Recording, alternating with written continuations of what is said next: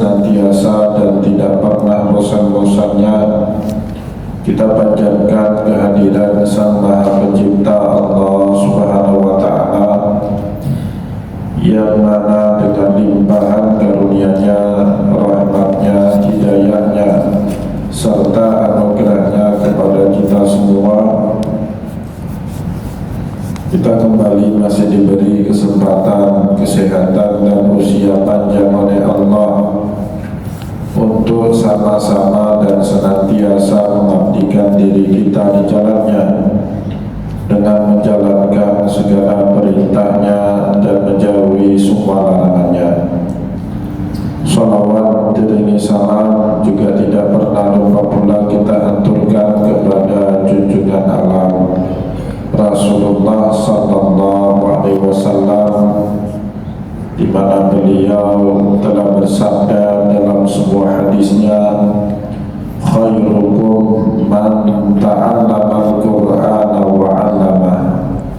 Sebaik-baiknya kalian adalah seseorang yang mau mempelajari Al-Quran dan juga mengajarkannya kembali kepada orang lain.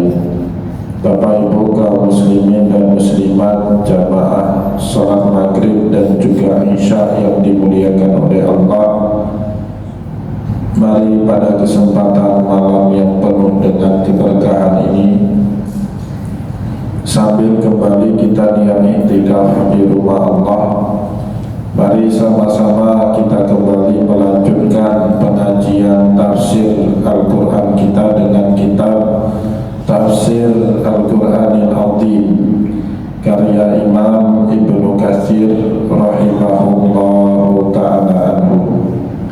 Dan insyaallah pada kesempatan malam ini kita akan melanjutkan bacaan tafsir kita dengan surat Al-Baqarah ayat 180, di mana di dalam ayat ini Allah Subhanahu wa Ta'ala berfirman, kutiba alaikum idza hadara ahadakumul mautu in taraka khairanil wasiyatu lil walidaini wal aqrabina bil ma'ruf haqqan 'alal muttaqin.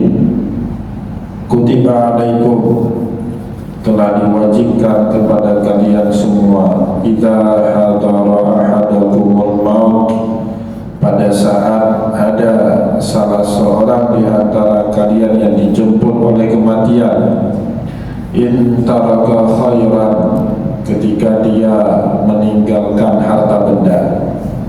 Jadi Bapak Ibu yang dimuliakan oleh Allah, kata khair di dalam bahasa Arab bermakna kebaikan, tetapi Allah juga di dalam Al-Quran menggunakan kata khair itu sebagai makna daripada kata benda.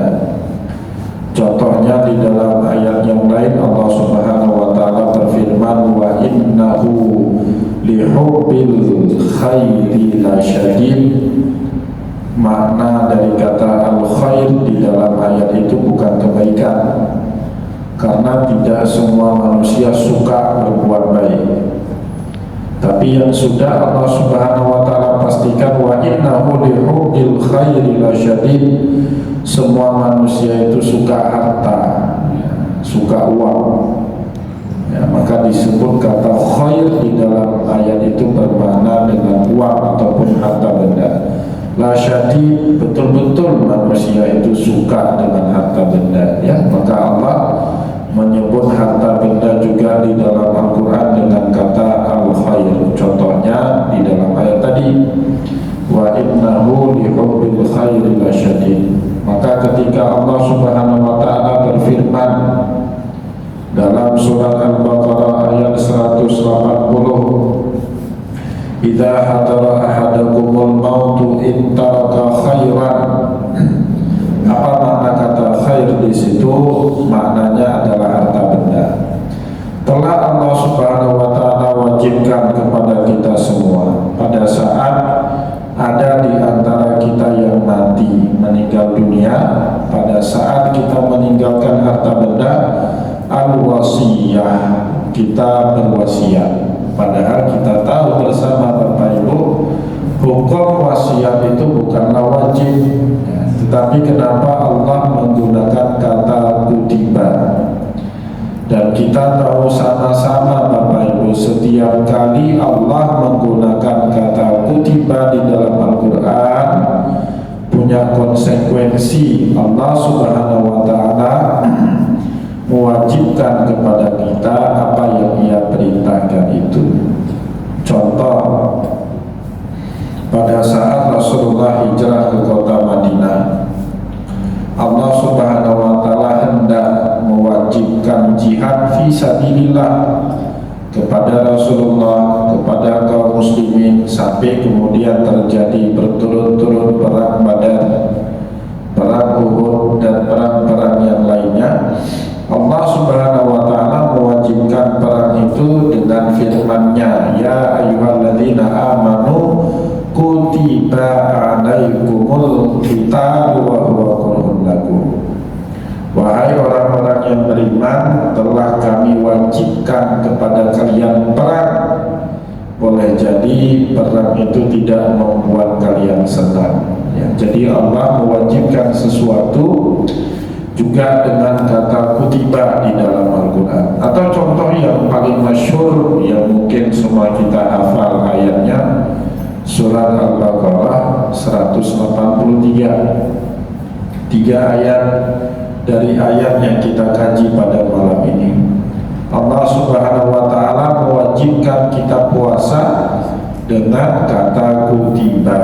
Ya ayyuhalladzina amanu kutiba alaikumus shiyam kama kutiba alal ladzina min qablikum la'allakum tattaqun. Wahai orang yang beriman, telah diwajibkan kepada kalian puasa ya.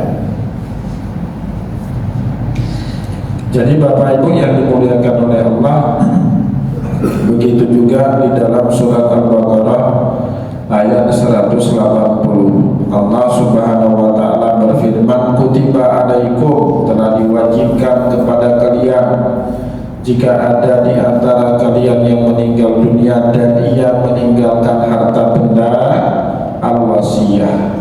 Allah wajibkan dia berwasiat kepada siapa? Lil walidaini wal aqrabin, terutama kepada kedua orang tuanya dan kerabat keluarganya yang lain, bil ma'ruf, dengan cara-cara yang ma'ruf, haqqan 'alal muttaqin, sebagai hak bagi setiap orang yang bertakwa. Nah, padahal Bapak Ibu kita tahu bersama, seperti yang sempat kita sebut di awal tadi, wasiat itu bukanlah perkara wajib di dalam syariat. Ada boleh, tidak ada juga tidak apa-apa.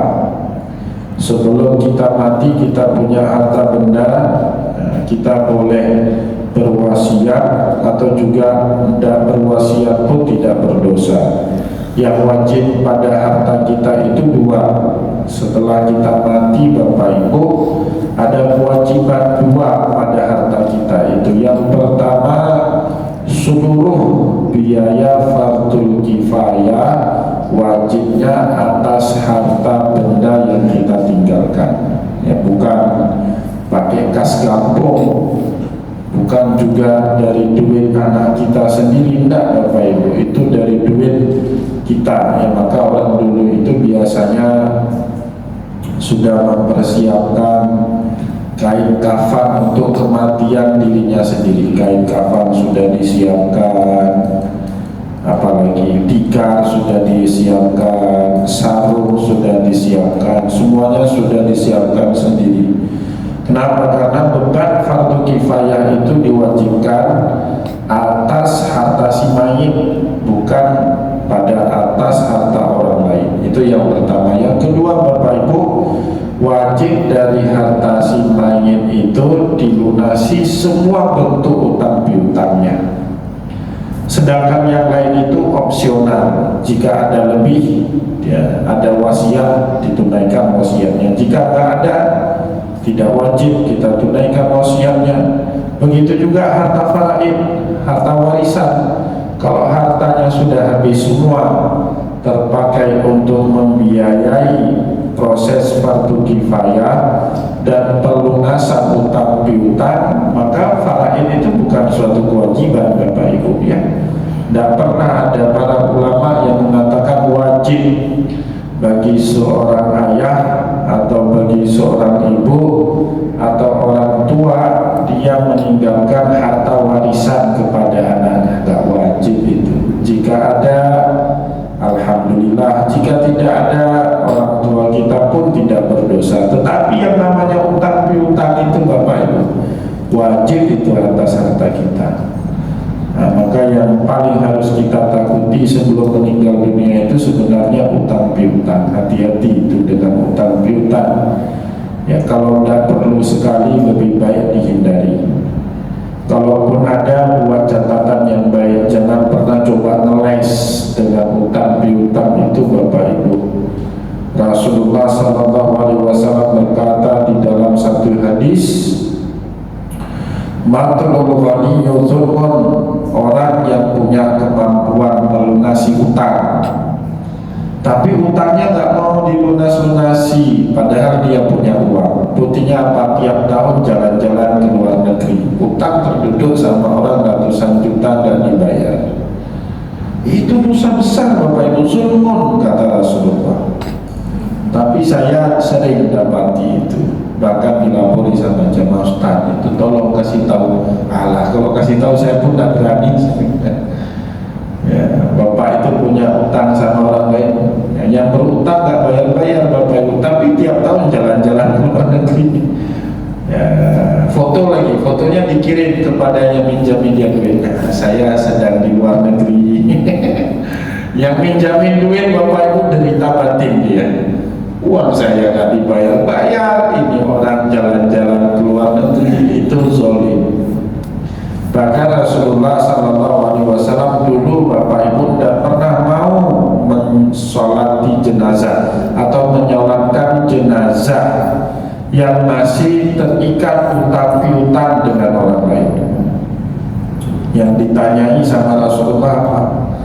Hal ala sahibukum dainun, apakah si mayit ini ada utang piutangnya? Kalau dijawab sama ahlul baitnya ada, Rasulullah tidak mau sholat. Sallu ala sahibikum, kalian sajalah sholat kepada si mayit ini. Maka itu kemudian diambil satu fatwa hukum sama para ulama. Yang pewarisnya Nabi itu kan para ulama Bapak Ibu. Al-ulama warasatul anbiya. Jadi ulama sebagaimana Nabi juga tidak boleh menyolati jenazah yang ada utang piutang sama orang lain, tidak boleh itu. Kecuali jika utang piutang itu sudah ada orang yang berkenan menanggungnya, seperti yang terjadi di zaman Nabi. Barra bin Azib suatu hari keluarganya meninggal dunia. Ternyata keluarganya ini punya utang piutang banyak. Rasulullah nggak mau menyolatkan jenazah si mayit sampai kemudian Barra bin Azib radhiyallahu an berkata, ya Rasulullah dainuhu alayya, ya Rasulullah utangnya saya tanggung. Baru kemudian Rasulullah SAW berkenan menyolatkan jenazah mayit tersebut. Nah, maka Bapak Ibu yang dimuliakan oleh Allah, hati-hati ya dengan utang piutang. Bapak Ibu kaum muslimin dan muslimat jamaah pengajian yang dimuliakan oleh Allah, kenapa Allah berfirman di dalam ayat ini mewajibkan kepada kita semua wasiat pada harta yang kita tinggalkan, terutama kepada kedua orang tua dan kerabat kita secara ma'ruf, sedangkan kesimpulan para ulama di dalam kitab fikih, wasiat itu bukanlah perkara wajib, dia perkara mubah, boleh ada, boleh tiada. Orang yang berwasiat kepada orang lain, maka wasiatnya wajib ditunaikan. Kalaupun dia tidak berwasiat, maka juga tidak berdosa. Al-musi, orang yang berwasiat itu tidak berdosa, karena sebelum dia meninggal dia tidak berwasiat apa-apa, Bagaimana keterangan yang diberikan oleh Imam Ibnu Katsir terhadap ayat ini? Imam Ibnu Katsir menjelaskan kepada kita, ishtamalat hadhil ayatul karimatu ala amri bil wasiyati lil walidaini wal aqrabin.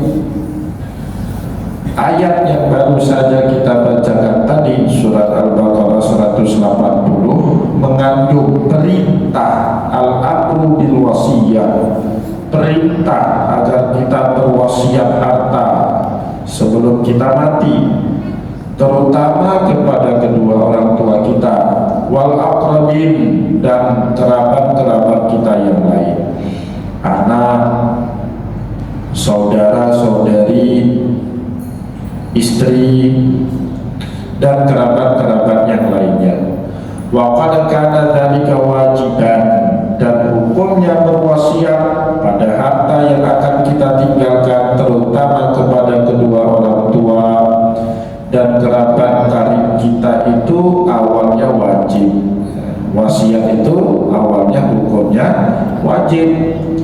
Ala asahil qaulaini, menurut pendapat yang kuat dari dua pendapat yang ada di dalam para ulama atau di dalam kitab fikih, qabla nuzuli ayatil mawaris, sebelum turunnya ayat-ayat yang membagi harta peninggalan itu mengikuti hukum warisan. Nah, jadi Bapak Ibu, sebelum turunnya ayat warisan atau ayat faraid, Allah Subhanahu wa Ta'ala mewajibkan bagi semua orang yang mati itu berwasiat pada hartanya, supaya apa? Tidak terjadi konflik di kemudian hari antara ahli waris.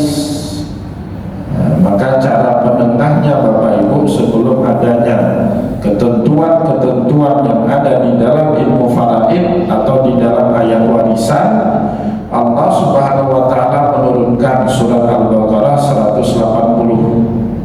Jadi surat Al-Baqarah 180 itu termasuk ayat yang paling awal turun kepada Rasulullah setelah beliau hijrah ke kota Madinah.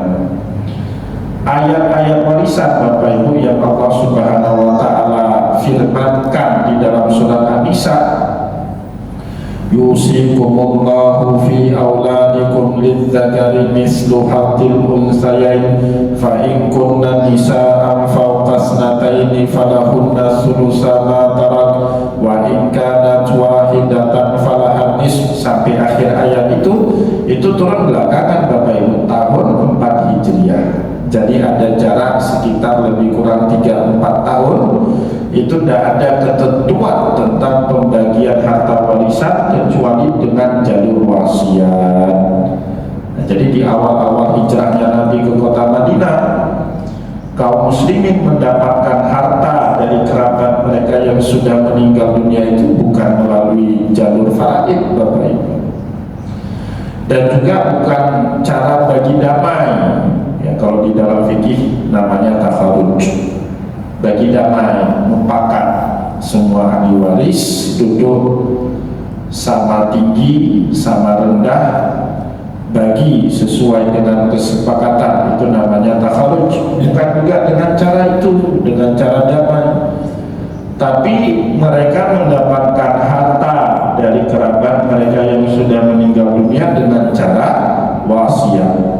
Setelah turunnya ayat ini, siapapun dari kalangan umat Islam, para sahabat Nabi yang meninggal di tahun-tahun awal hijrahnya Nabi Muhammad ke kota Madinah, sebelum meninggal dunia wajib mereka buat wasiat. Dan wasiat itulah yang diteruskan menjadi pegangan bagi Nabi Muhammad dalam membagi-bagi harta warisan yang ditinggalkan oleh seorang lain.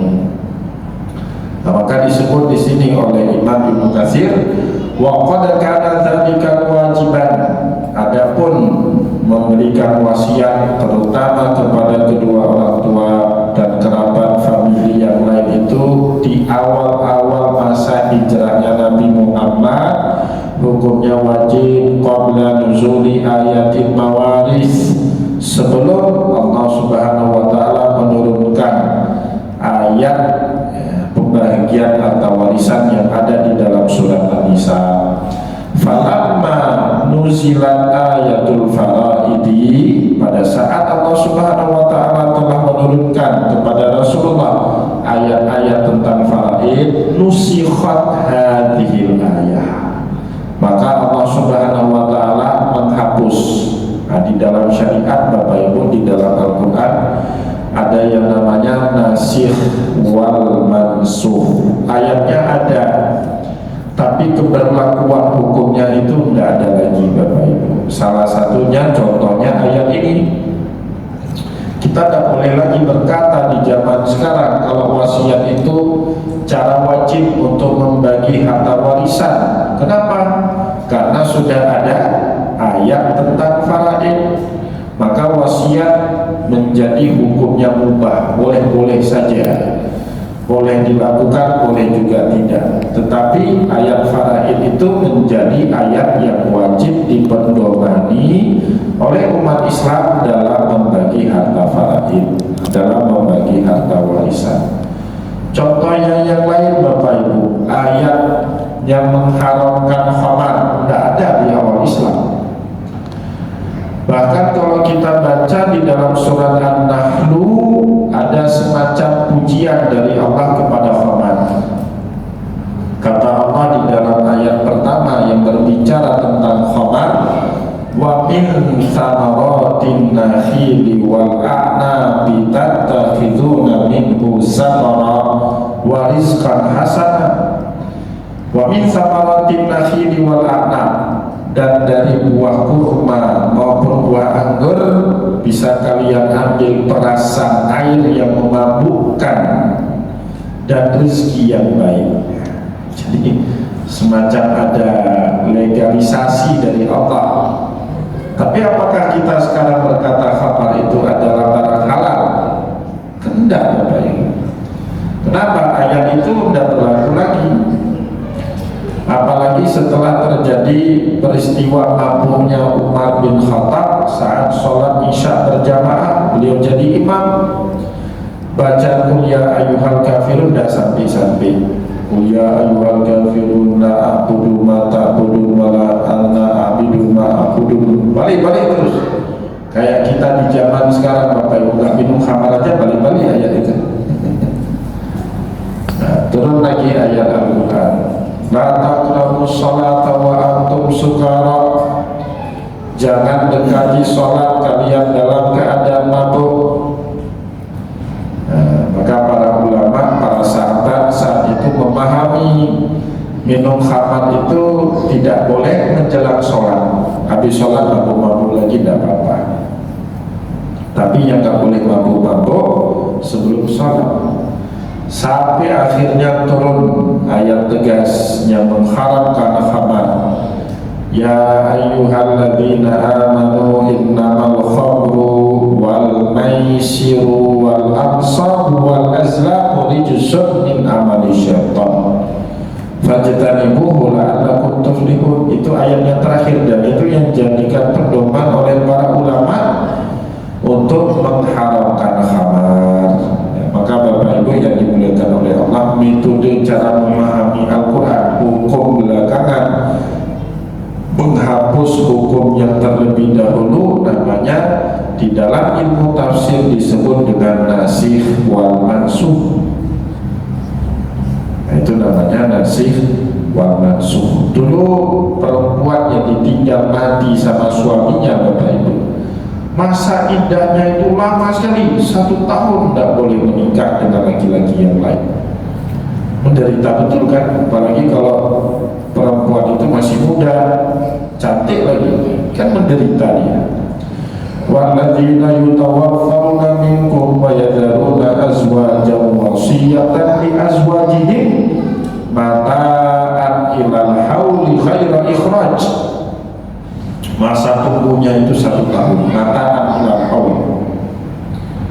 Sampai akhirnya turun ayat yang menghapus ketentuan itu hanya menjadi 4 bulan 10 hari. Walladzina yatawaffawna minkum wa yadharuna azwajan yatarabbasna bi anfusihinna arba'ata ashhurin wa ashra.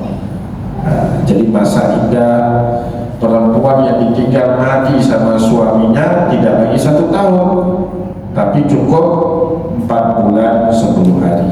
Nah, itu namanya Bapak Ibu dalam ilmu tafsir disebut dengan nasih wal mansukh. Yang begitu juga sebelum turunnya ayat warisan, Allah Subhanahu wa taala mewajibkan siapapun yang punya harta menjelang kematian dia menulis wasiat.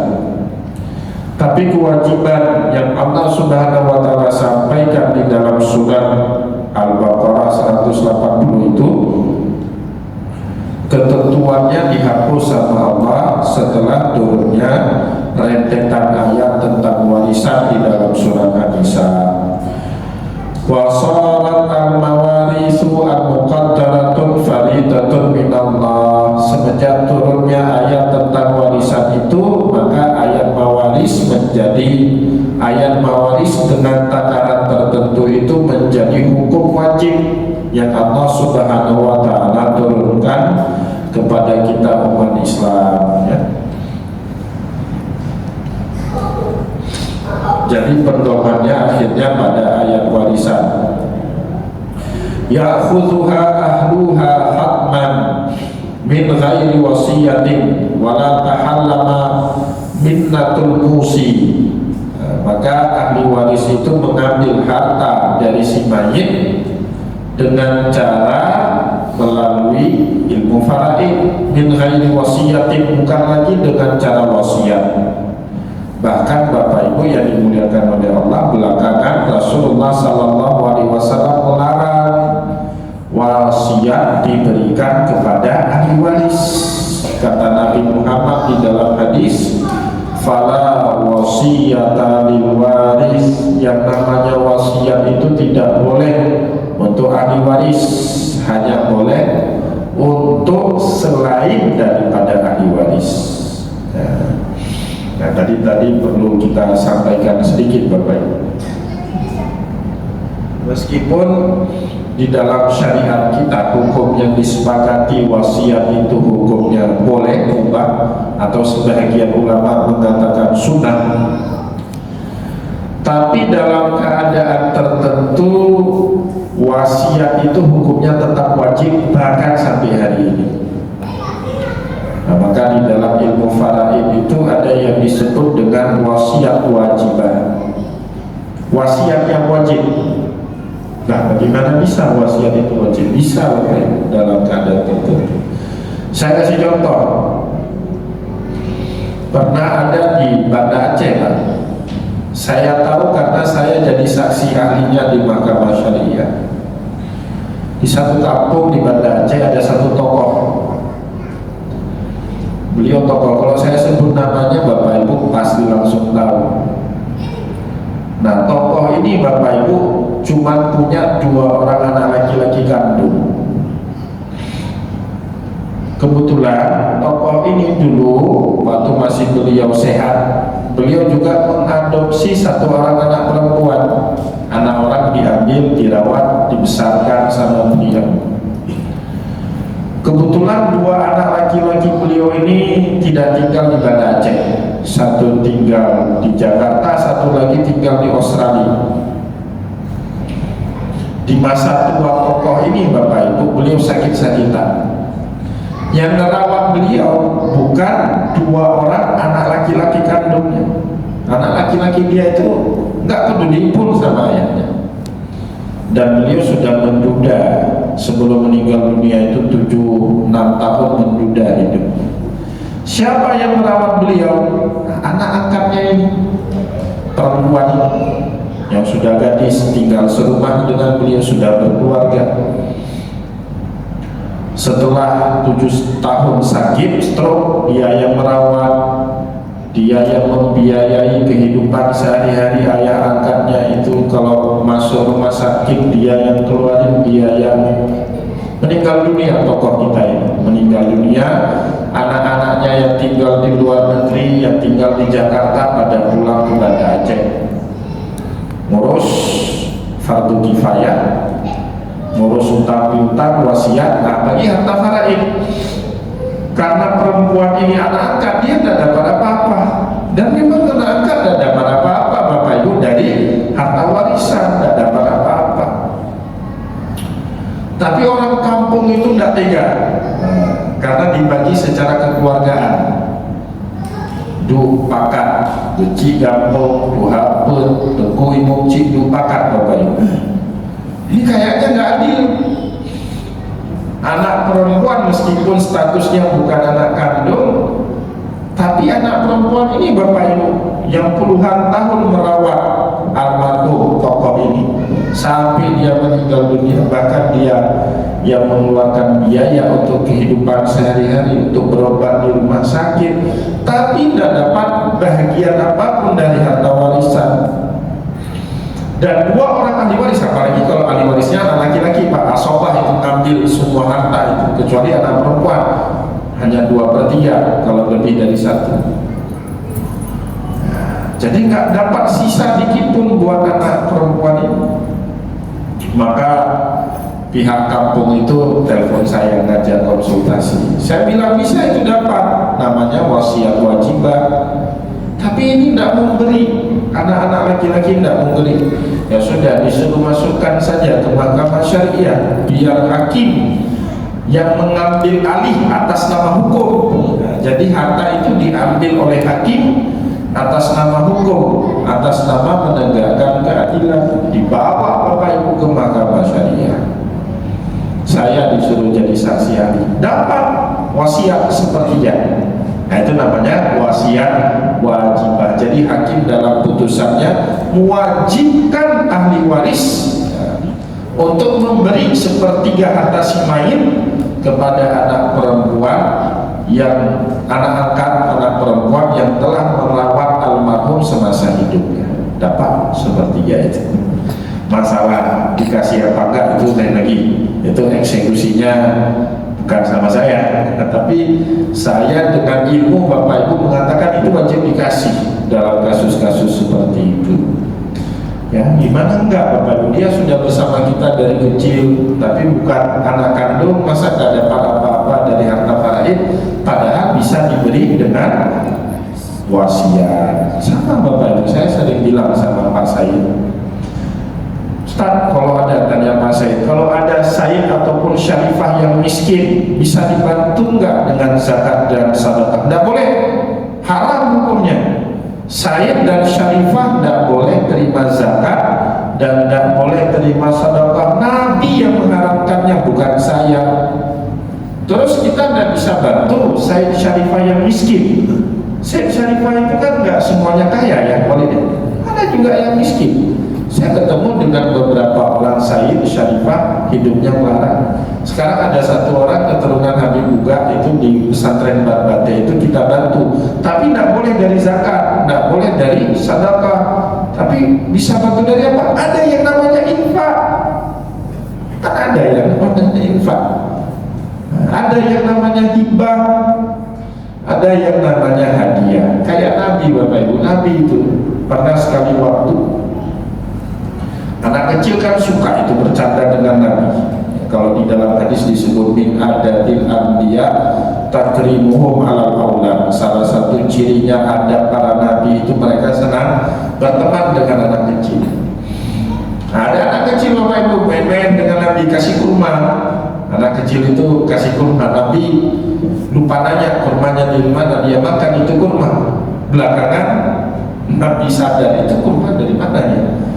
Maka anak kecil itu dipanggil lagi sama Nabi, fulan, kamu fulan, anak kecil kemari. Min aina wajadta hadhihi tamrah? Dari mana kau peroleh kurma ini? Ya, dia bilang, saya ambil itu dari zakat yang dikumpulkan Abu Hurairah. Dimuntahi sama Nabi Bapak Ibu. Kenapa Nabi Muhammad tidak boleh makan zakat? Kalau ada yang kasih ini sedekah buat engkau ya Rasulullah, itu tidak mau diterima sama Nabi.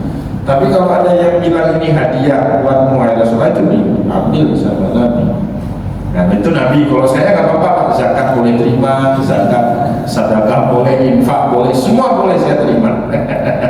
Karena bukan saya. Nah itu namanya wasiat wajibah. Ada cara Bapak Ibu untuk bantu orang. Yang penting kita mau apa enggak, itu aja. Itu saya dapat ilmunya dari Pak Bakhtiar Ali ini. Saya tiba-tiba nggak dikasih lagi tiket pulang Pak, dapat beasiswa dari Mesir, tapi pulang setelah tamat kuliah 2008 itu enggak ada lagi tiket. Waktu itu Mesir sudah mulai krisis ekonomi, nggak dikasih tiket buat mahasiswa asing kembali ke negaranya. Kebetulan Pak Bakhtiar Ali, duta besar kita, orang Aceh kan, orang Merdu dia. Saya datang, izin jumpa, ya bertemulah sama Pak Bakhtiar Ali. Pak, saya ini nggak ada tiket pulang, tolong bantulah saya. Nggak ada dana kata dia, nggak ada itu anggaran di KBRI untuk bawa pulang mahasiswa kembali ke kampung halamannya, nggak ada. Tapi saya bisa bantu kamu, kata beliau. Tapi saya bisa bantu kamu. Nah, gimana itu caranya Pak? Ternyata Bapak Ibu di tahun-tahun itu 2008-2009 di Mesir itu baru kebanjiran datang TKI TKW dari Indonesia, dan tenaga home staff, lokal staff di KBRI itu tidak cukup untuk pendataan TKI TKW itu kan ada yang kerja di sektor formal, ada lebih banyak di sektor informal Bapak Ibu, jadi pembantu rumah tangga, ya kan, atau cleaning service di perusahaan banyak. Nah, jadi saya diminta untuk jadi home staff untuk mendata TKI TKW yang baru datang ke Mesir itu. Hampir 6 provinsi di Mesir saya keliling Bapak Ibu mendata. Kebetulan bisa bahasa Arab. Kalau KBRI atau home staff, lokal staff yang dibawa dari Kementerian Luar Negeri itu nggak bisa bahasa Arab, tapi mereka jago-jago bahasa Inggris rata-rata itu. Nah, saya bantu, saya kerja 2-3 bulan saya kerja itu. Setelah saya kerja selesai, dikasih uang sama Pak Bakhtiar Ali $1.200, padahal kos tiket pesawat cuma $400. Kan bisa kan saya bantu kamu walaupun nggak ada anggaran. Terus beliau amanahi, kamu kalau jadi pemimpin ke depan jangan pernah bilang nggak bisa, pasti bisa. Caranya ada sama kamu. Kalau nggak bisa, nggak usah jadi pemimpin. Ya, itu rakyat yang nggak bisa. Kalau orang yang punya otoritas pasti dia bisa bantu. Nah, caranya pintar-pintar kamu. Nah, ini ambil gaji saya Pak, 2-3 bulan kerja itu $1.200, dapat tiket pulang. Nah, dapat uang jajan lagi kan lebih banyak. Nah, kalau dapat tiket dari Al-Azhar mungkin cuma $400-500. Alhamdulillah, itu caranya. Bisa kita bantu orang Pak. Di dalam fikih juga gitu. Hukum fikih itu solutif. Oh, bukan bagi faraid cuma dengan bagi warisan cuma dengan faraid, enggak Pak. Ada dengan cara wasiat, ya kan? Ada dengan cara hibah. Nah, itu kan banyak. Ada kemarin salah satu jamaah kita itu nanya, Ustaz, saya ini kacau ini. Gimana kacau? Dia Pak jamaah kita ini kebetulan beliau suami istri, dua-duanya kerja, suami istri, dua-duanya pejabat Pak di provinsi itu. Suaminya itu kepala bidang, istrinya juga kepala bidang itu kan. Anaknya 1 orang. Saya bilang rugi Bapak, punya banyak duit, anaknya 1 orang. Sudah 1 orang, tragisnya anaknya perempuan lagi Pak. Dan lebih parahnya lagi, beliau ini punya saudara 4 orang, semuanya bangsa semua saudaranya. Cuma pingin hartanya dia. Udah berdoa supaya dia cepat mati, wah ini jadi wali kaya. Kenapa? Dia cuma punya anak perempuan 1 orang. Berarti anak perempuan ini cuma dapat 1/2, selebihnya buat walinya. Semua itu harta. Padahal bapak ini rumahnya banyak, kebunnya banyak, kos-kosannya juga lebih banyak. Bingung bapak ini. Gimana caranya Pak Ustaz? Udah bebas saja kalau memang nggak mau dapat wali. Memang boleh. Semasa hidup harta itu menjadi wewenang mutlak si pemilik harta, kecuali meninggal itu tidak ada lagi hak si pemilik harta. Allah yang punya hak, Allah yang membaginya sesuai yang Allah sukai, yang sudah diatur di dalam ilmu faraid. Kalau masih hidup terserah si pemilik harta lah, mau dia hibahkan semua buat siapa, buat anaknya atau buat orang lain, terserah dia, nggak ada yang bisa gugat. Oh gitu Pak Ustaz? Iya. Ya sudahlah, besok saya ke notaris, saya hibahkan semua harta saya buat anak perempuan saya, sehingga wali gak dapat apa-apa. Pak, hati-hati Pak, di zaman sekarang banyak anak durhaka. Ada anak di zaman sekarang yang ngusir orang tuanya dari rumah ada. Bahkan ada yang mempidanakan ayahnya sendiri, ada di zaman gila sekarang Pak. Saya khawatir nanti Bapak hibah hartanya, rumahnya, Bapak diusir dari rumah. Bingung lagi Bapak. Oh ya Ustaz, aduh bingung saya. Jadi yang paling penting sebenarnya bukan cewek hukum Bapak Ibu, tapi yang paling penting bagaimana caranya semua orang soleh. Si Bapak itu kira-kira berpikiran nggak kalau adik-adiknya soleh keberatan nggak hartanya itu jatuh ke wali? Kan enggak. Nah, tenang jiwanya itu, dia punya abang soleh, kalau dia meninggal dunia anak perempuannya pasti dijaga sama walinya, kan itu dia pun nggak keberatan nah, hartanya itu dapat sama walinya. Cuma di masyarakat kita itu masalahnya Bapak Ibu, tidak semua orang kita itu soleh. Nah, itu maka penting kita mengaji buat apa? Ya, untuk menjaga diri dan keluarga kita tadi, ya ku anfusakum wa ahlikum nar, kata Allah di dalam Al-Quran. Semoga apa yang kita sampaikan pada kesempatan malam ini bermanfaat kepada kita semua. Saya mohon maaf jika ada yang tidak berkenan. Wallahu muwaffiq ila aqwamit thariq wa nasrun min Allah fatul karim. Wassalamualaikum warahmatullahi wabarakatuh.